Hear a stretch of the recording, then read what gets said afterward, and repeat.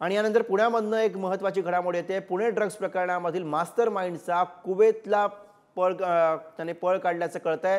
संदीप धुनिया नेपाळ मार्गे कुवेतला पळालेला आहे अशी माहिती समोर येते। नेपाळमध्ये सुद्धा धुनियाला ड्रग्ज कारखाना उभा करायचा होता अशी माहिती आता या निमित्तानं पुढे येते। पुण्यामधनं ही महत्त्वाची घडामोड आपण बघतोय। पुणे ड्रग्ज प्रकरणामधला मास्टर माइंड कुवेतला पळायलाचं समोर येते। ज्ञानेश्वर आपले प्रतिनिधी सध्या आपल्या सोबत आहेत, अधिक माहिती देतात। ज्ञानेश्वर,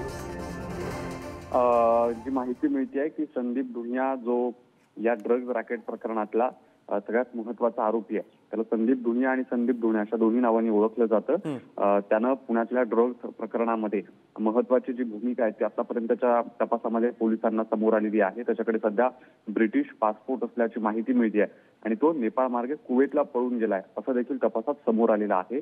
इतकंच नाही तर यापूर्वी आपण जर पुण्याजवळच्या कारखान्यामध्ये जे ड्रग्ज बनवलेलं होतं ते इथून दिल्ली आणि दिल्लीतून लंडनला पाठवल्याचं आतापर्यंतच्या चौकशीत तपासामध्ये समोर आलेलं आहे आणि त्याचा पुढचा भाग म्हणून नेपाळमध्ये या संदीपला ड्रग्जचा कारखाना उभा करायचा होता अशी माहिती समोर येते आहे। पुणे पोलीस संदीप धुनियाची जी प्रेयसी आहे त्याची चौकशी करतायत आणि या सगळ्या चौकशीत ही माहिती समोर येते। आतापर्यंत जवळपास 3,500 कोटी रुपयांचं ड्रग्ज जे आहे ते पुणे पोलिसांनी जप्त केलेलं आहे।